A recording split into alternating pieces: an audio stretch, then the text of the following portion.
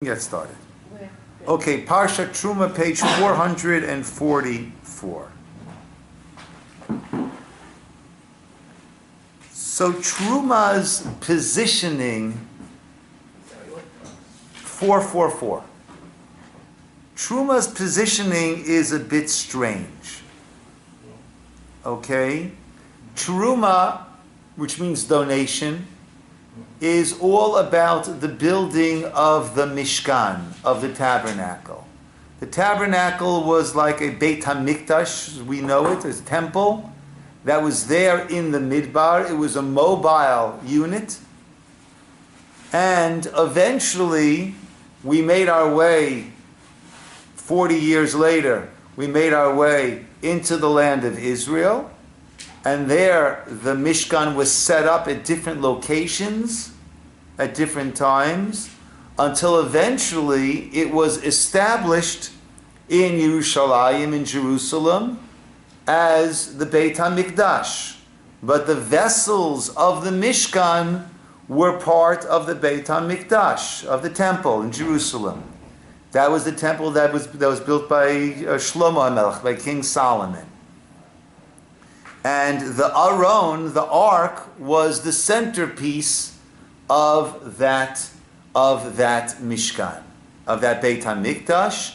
In the second temple that was built by Ezra and Nehemiah, the second temple did not have the Aron, did not have the ark, and the ark is missing. According to Indiana Jones, he almost got it in Raiders of the Lost Ark. Right, and there's been much talk about. Our tradition is, our understanding is that the ark is buried underneath the Mikdash compound. That's where it is right now, as we speak. That it is buried underneath there, and it will resurface in time for the third Beit HaMikdash. Now, the sequence of events, according to Ramban, so Moshe was taught all of these mishpatim, and this is Hashem telling Moshe when he's up on Har Sinai, when he's up on Mount Sinai, Hashem is teaching Moshe about this Mishkan. Rashi and others, and Seforno, say that this actually took place much later. This took place, months later. This took place right after Yom Kippur. So let's get a little bit of a timeline over here. Right? On the 6th day of Sivan was when we heard the Ten Commandments. We heard Hashem speaking on Mount Sinai. Moshe then went up for 40 days. Came down with the luchot, came down with the tablets, but he saw the sin of the golden calf. So what did he do? He broke the tablets.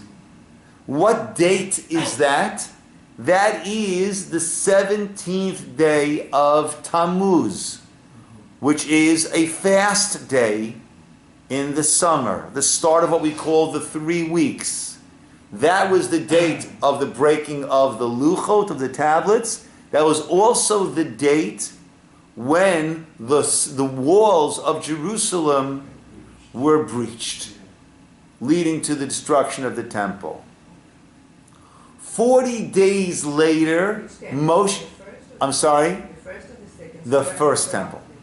40 days later, Moshe reascended Mount Sinai in order to receive the second luchot.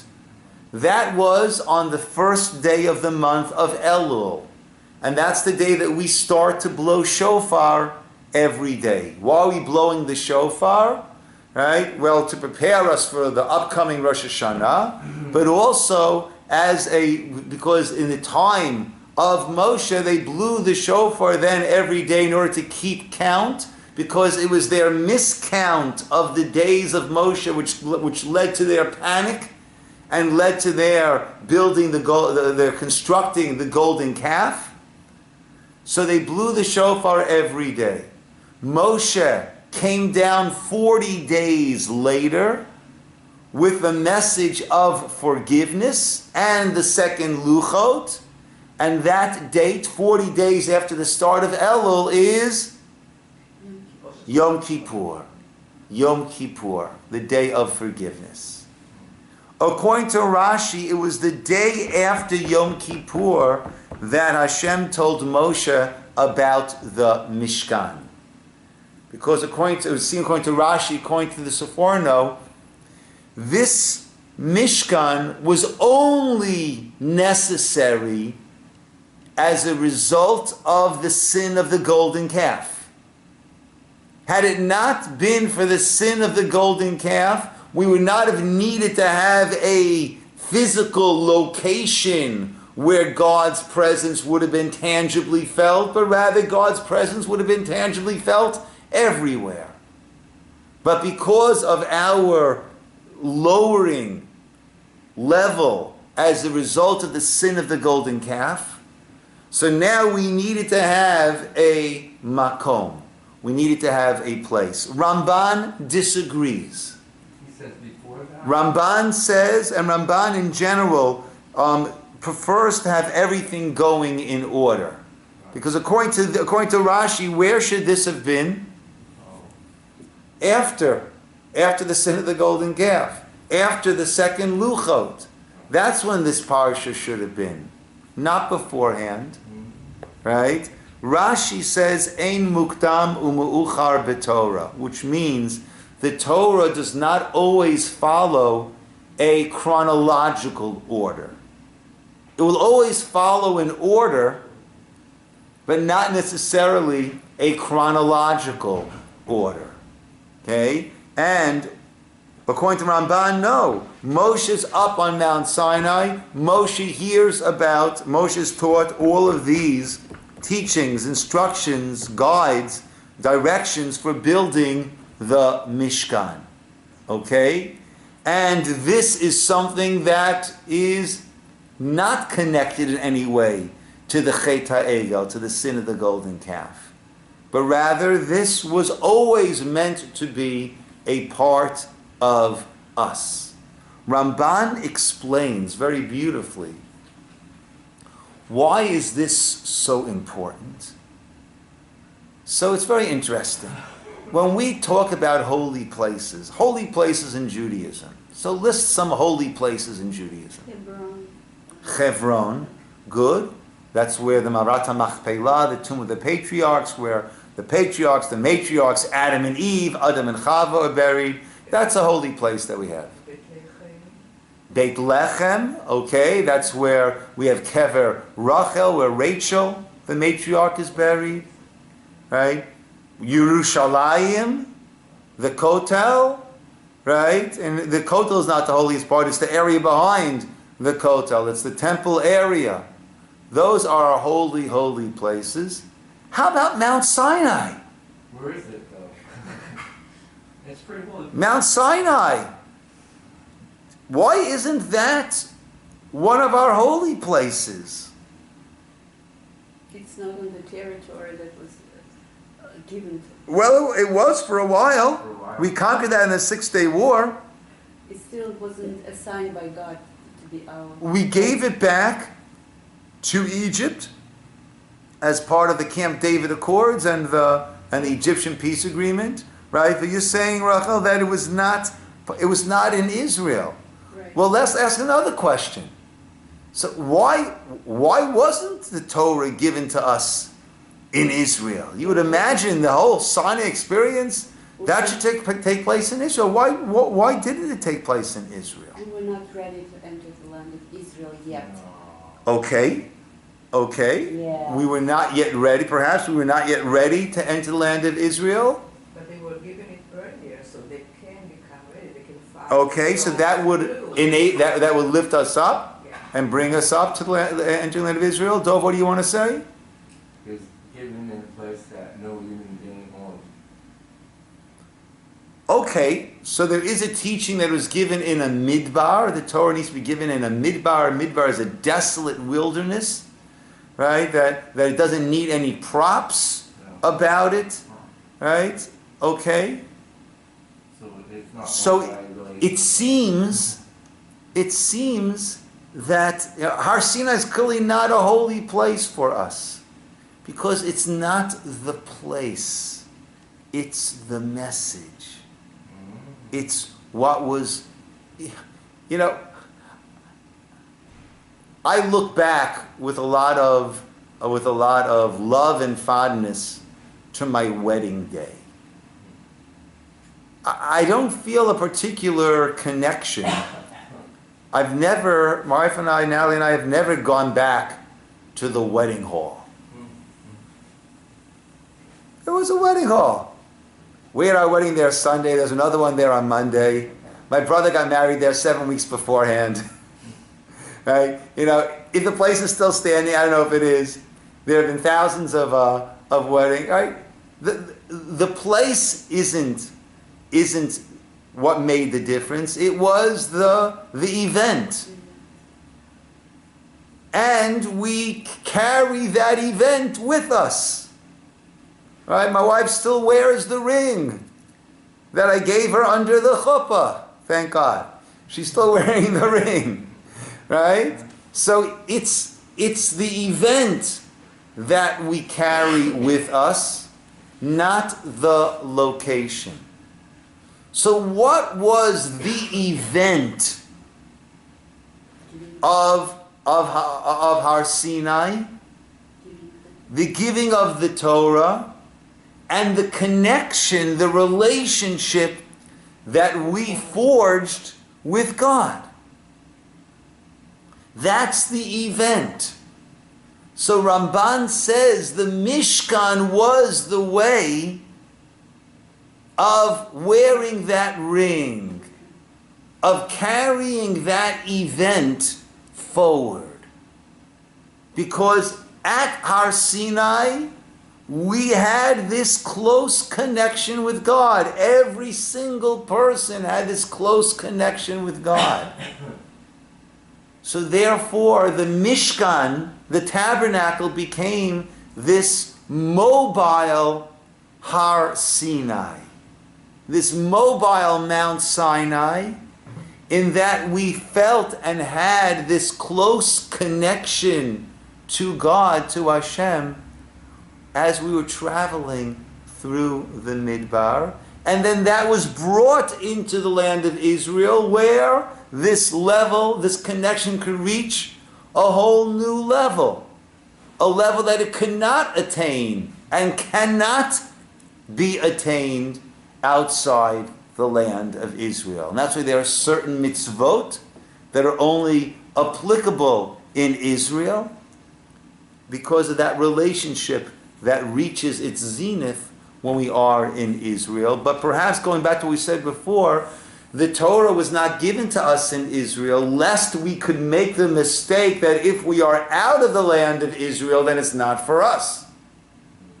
If we are exiled, lest we make that mistake to think, oh, this is Israel stuff.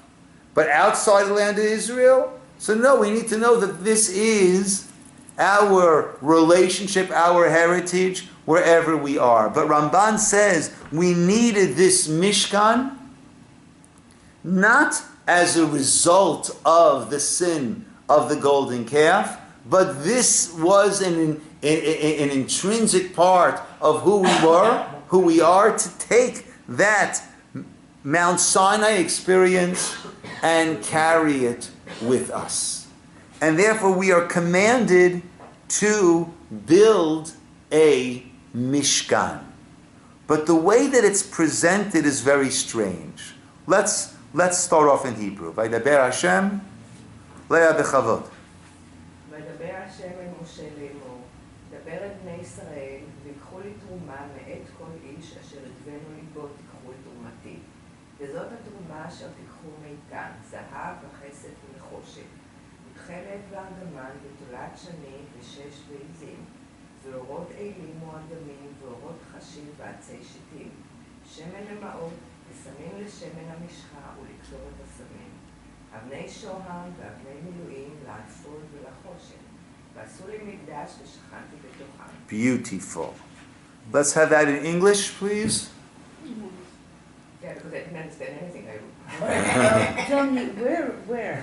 Page 444, 445, I'm sorry. Hashem spoke to Moses? Yes, from the top. Hashem spoke to Moses, saying, "Speak to the children of Israel, and let them take from me a portion from every man whose heart motivates him. You shall take my portion.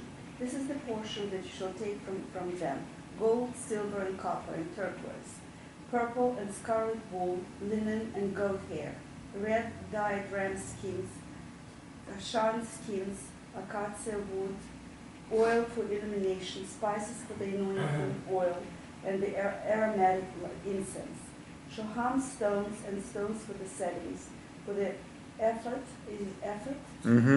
and the breastplate.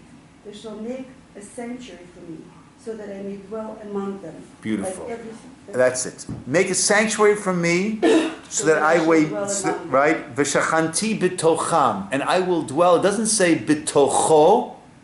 I will dwell in it, but rather b'tocham.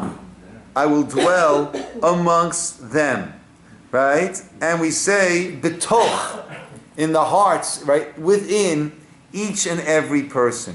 But go back to this first pasuk, or actually the second pasuk, after Hashem spoke to Moshe, saying, "Speak to the children of Israel, v'yikchu li terumah, and let them take for me a terumah."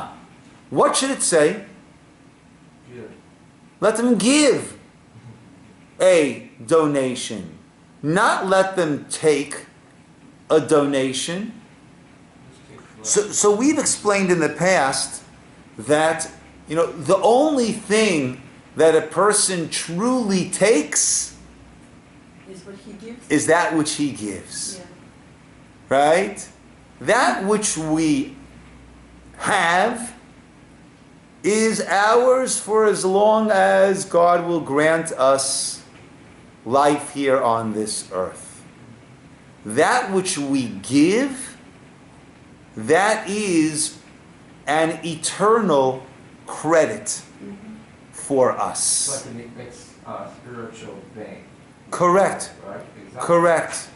Correct. So that's one explanation in V'yikchu li truma. Right? By giving a donation, what are you actually doing? V'yikchu. That's the only way that you actually gain. That becomes yours. But another approach, not arguing with the first idea at all, is that God didn't command us to give a truma.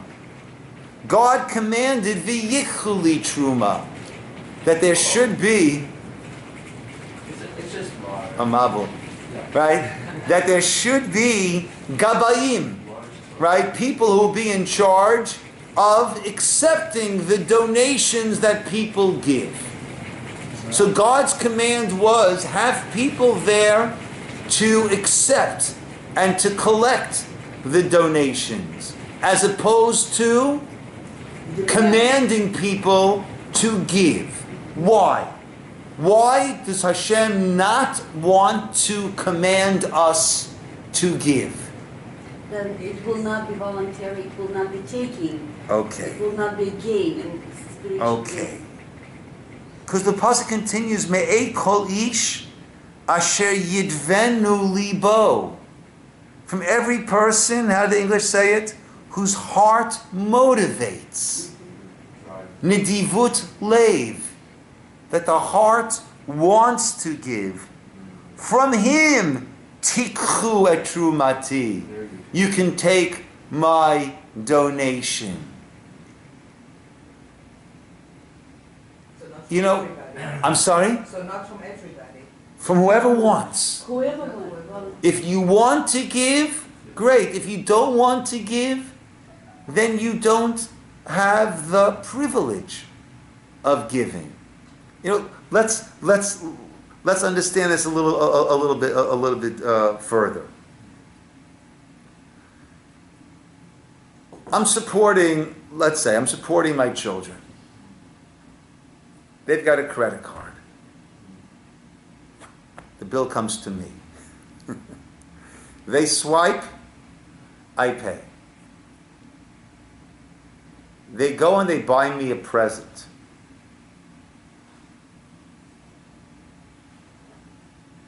What's it worth? No. If you pay for it. If they pay for it, then it's worth a lot. Okay. So when or how could it be worth something even if I am paying for it? For education, if you pay. I'm sorry? If you pay for education. Yes, for sure. But I'm saying, when is their value to me when they buy me a gift with my credit card? Something that They think about it. Something that they know I like.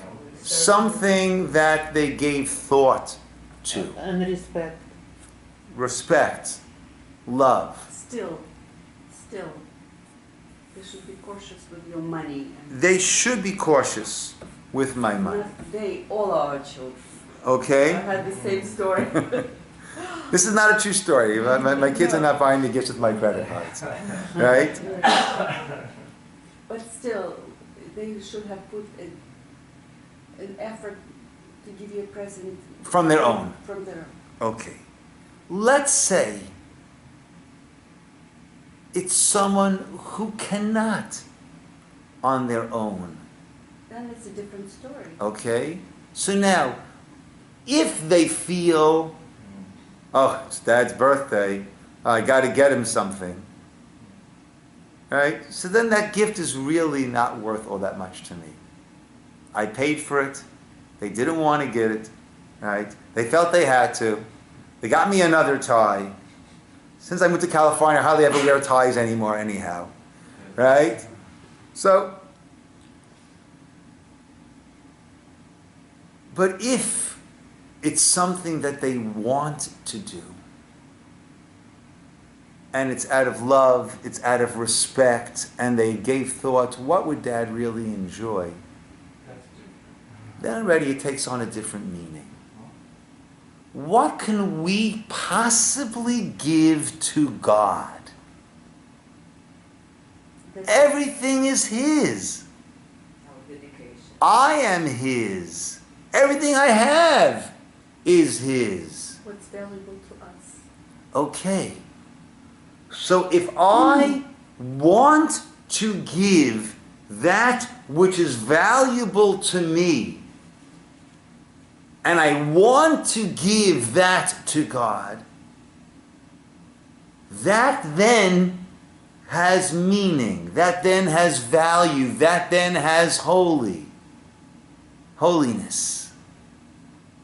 So this mikdash, the only thing that I can give to God is asher yidvenu libo. The only thing that I can give is my lave, my heart, my willingness to give it. That's all that I can give. So Hashem is not going to command us, v'yitnu li truma, thou shalt give me donations. Command, we must. What's being accomplished? Right? It's from God's pocket to God's pocket. It's v'yikhu li truma. Appoint those gabaim. Have those goodwill centers where people can bring what they want. Right? Have things arranged, organized, that we can accept, that the Mishkan can accept all of these things. And that is what's going to give it value. And that's what's going to create a place where Hashem's presence can be. And that's going to allow us to have this connection to Hashem, as we say, V'shachanti b'tocham, that Hashem will then dwell amongst us. And that will create commitment among people to this place. If you 100%. 100%. That which you give to, you're attached. you become attached to that, right? We discussed this before. Rav Dessler speaks about this idea. We think that if we get something from someone, then we love that person. Vice versa. It's vice versa. When we give to someone, we love that person. He said, look at a parent-child relationship. Who's primarily the giver? Who's primarily the receiver? The parent is the primary giver. The child is the primary receiver. Who loves who more? More than that. Look, it's a sad question, but we had it both ways. We had our parents who loved us more than we loved them. And we have our children that we love them more than they love us. Right? That which you give to, right? Because that you love. Right? And we think about Hashem is the epitome of a giver. Right? So in that parent-child arrangement, structure, Hashem loves us more than we love Him. Look what He does for us every moment. And we're somewhat begrudging in our reciprocating. Right? You know, on our terms. More than that. If someone gives you, over time you might resent the person who gives you. Okay. Okay. Anonymous donations, anonymous help has a meaning. You're making an excellent point, right? A person needs to allow others to reciprocate. The story I've told before, something that was very revealing to me. This is in the late 1990s, during the internet boom. So there was one of my talmidim was doing one of my students, very close, was doing very, very well. And he was being very generous to many people. And when people would want to show their appreciation and get him something, his feeling was, believe me, thank you, but I really don't need it. Right? And he was, from the goodness of his heart, he was saying, don't spend money on me.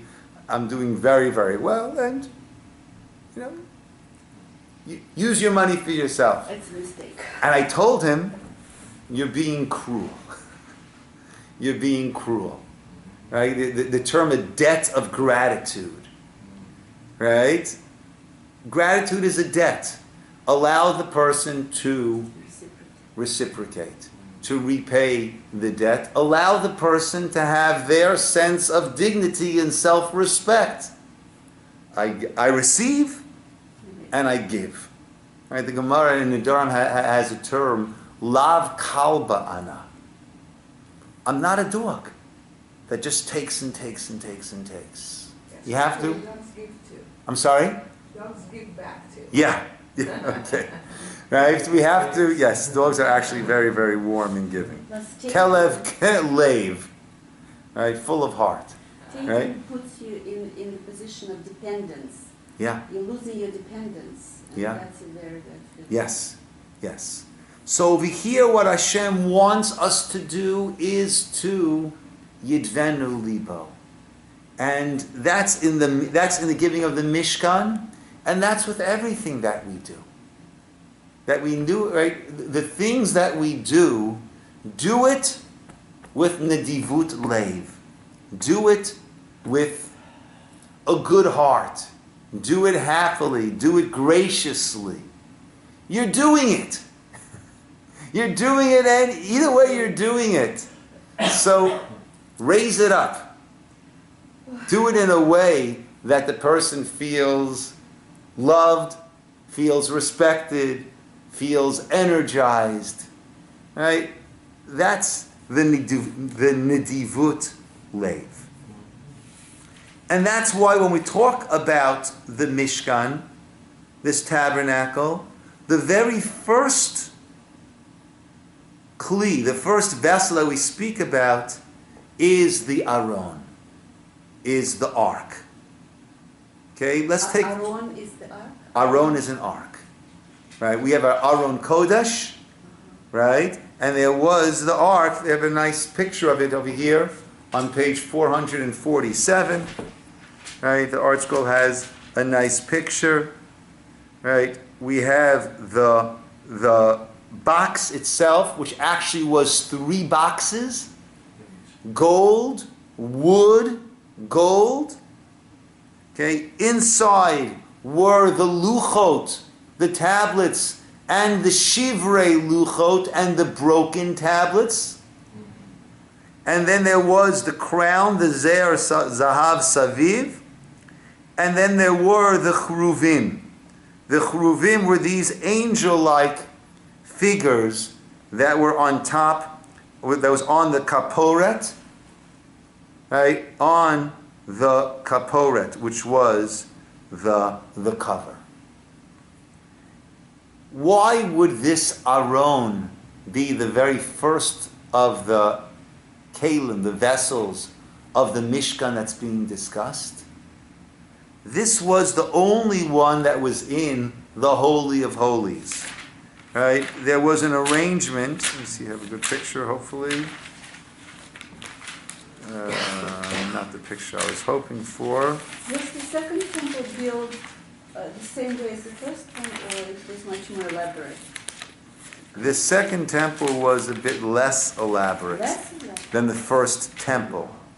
This Mishkan was pretty simple. Shlomo's temple was a much more elaborate.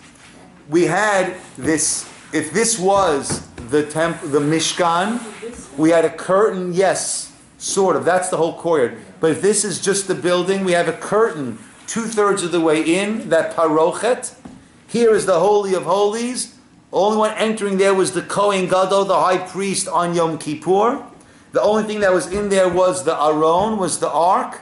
And outside we had a menorah, we had a shulchan, a table, and we had a golden altar for incense. Okay? But the ark was the flashpoint, so to speak. When Hashem would speak to Moshe, Moshe would hear the voice coming, mi bein hakruvim, from between these 2 angel-like figures, the kruvim that were over here. There's a very small aron, actually, 2.5 feet. I guess I'm 2.5 amma. An amma, let's say, is about 1.5 to 2 feet. Oh. Yeah. So the 2.5 is going to be about 4 to 5 feet Isn't that long. like the forearm? Yeah. Which is Cheruvim's image. an amma is 6 tfachim.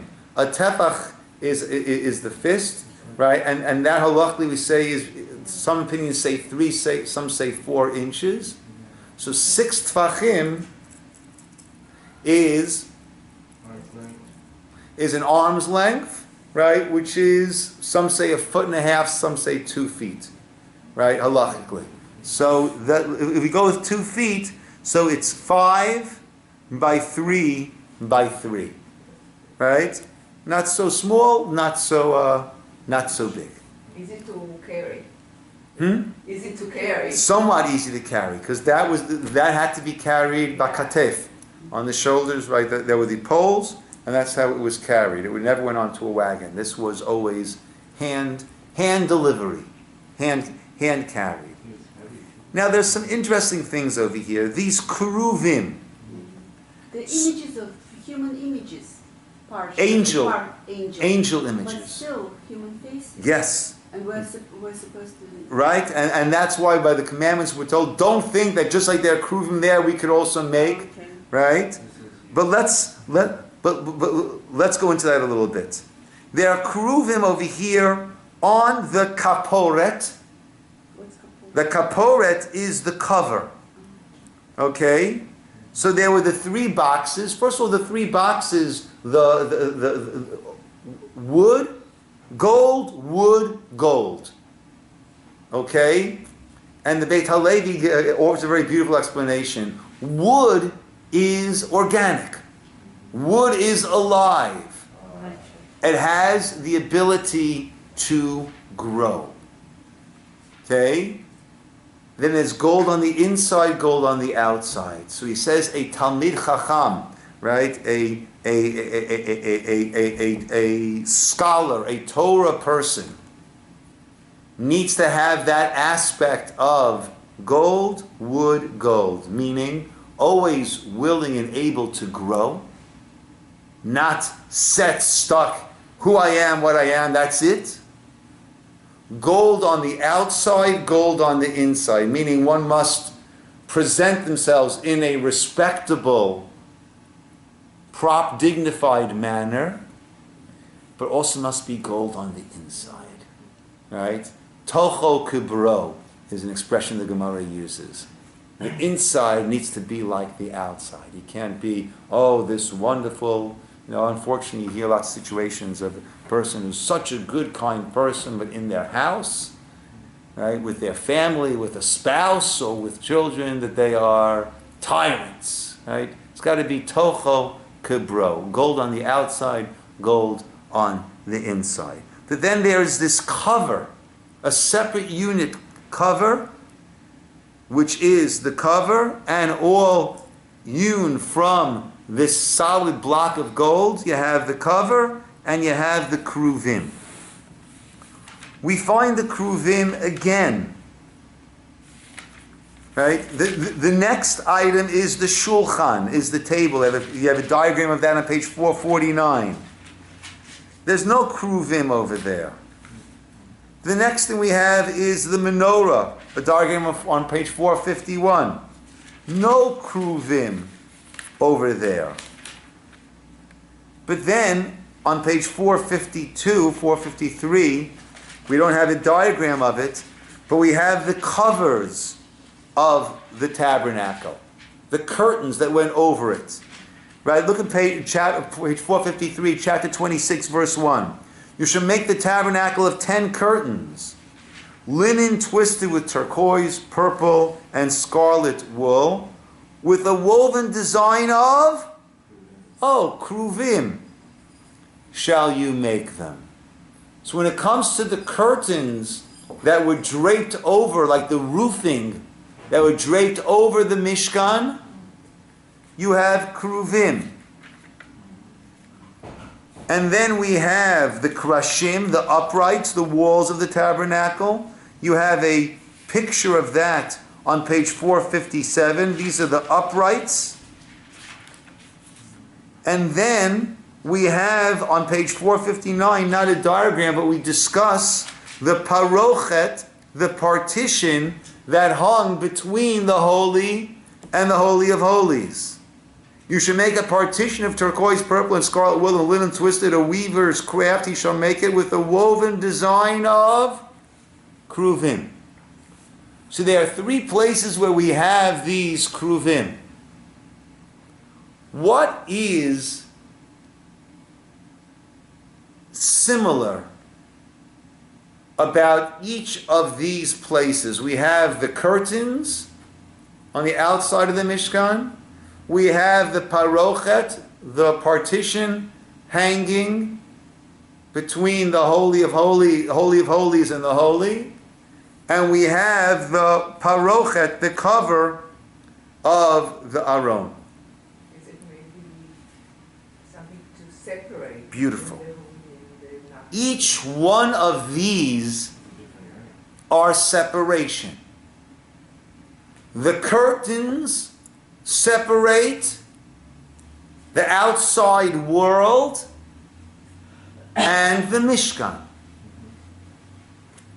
The partition separates the Holy of the Kodesh, the holy area, the area known as the Kodesh, from the Kodesh Kadashim, the Holy of Holies.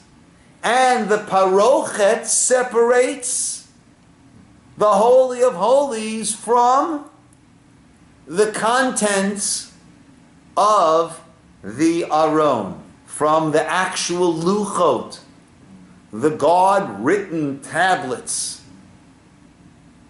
So the keruvim are there at each of these separations. Is it to protect? Okay, so is it to protect? So let's see where else we found the Keruvim? Messengers? So we found the Keruvim also back in Bereshit. Take a look on page 18. Okay.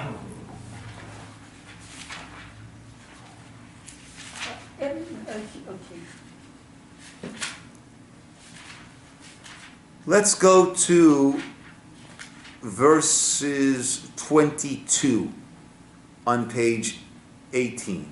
This is Perek Gimel Pasuk Chaf Bet.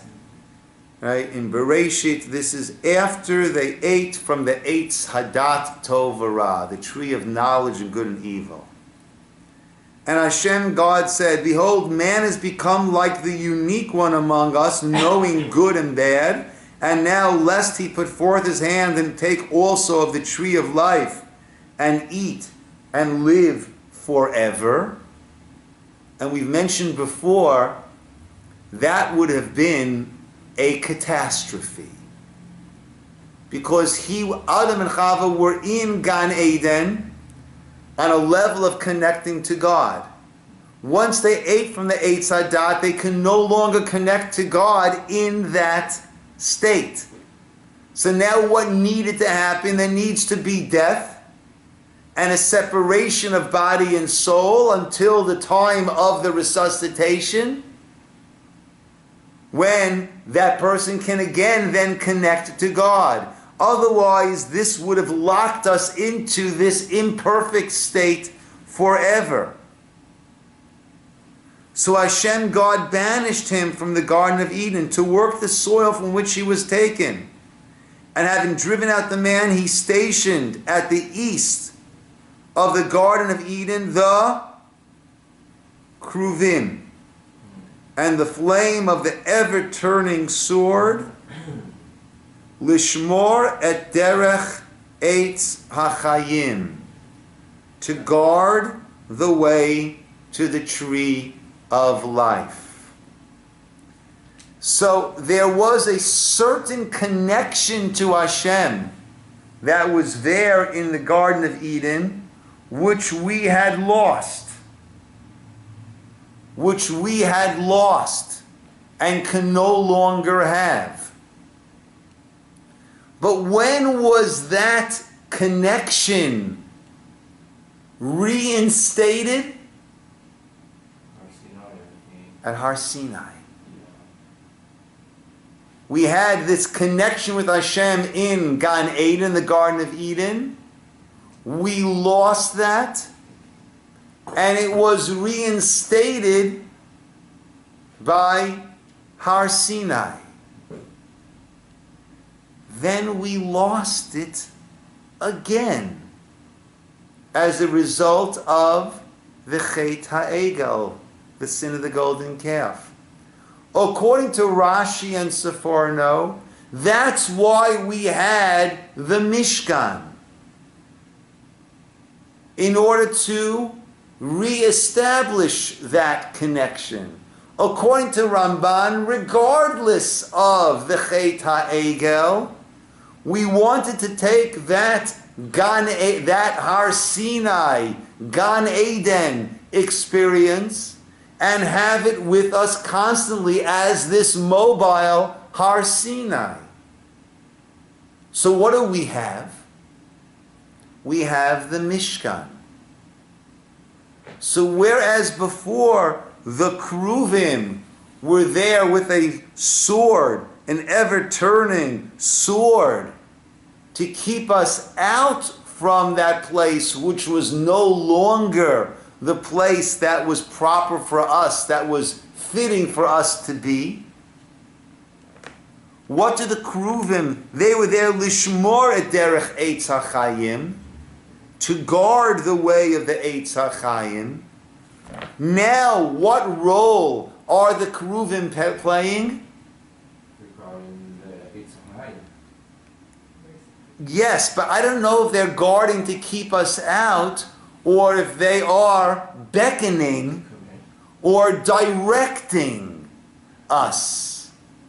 They are the arrows on the map.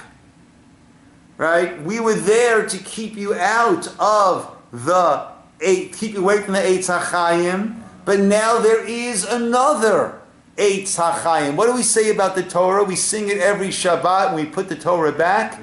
Eitz Chaim Hi. Eitz Chaim Hi. Lama chazikim ba. V'tomcheha me'ushar. Eitz Chaim Hi. It is a tree of life. So, that we were banished from Gan Eden, and we had the Kruvim there, right? Lishmor derech Eitz Chaim, to keep us away from the Eitz Chaim, but now we have a way of getting back. What is the way of getting back to the Eitz Chaim? That is the Eitz Chaim Hi l'machazikim bo. That is the Torah, which is the Eitz Chaim. There's a blessing that we make whenever a person gets an aliyah to the Torah. He makes a blessing before the Torah reading and makes a blessing after the Torah reading. Every person makes the bracha before and after.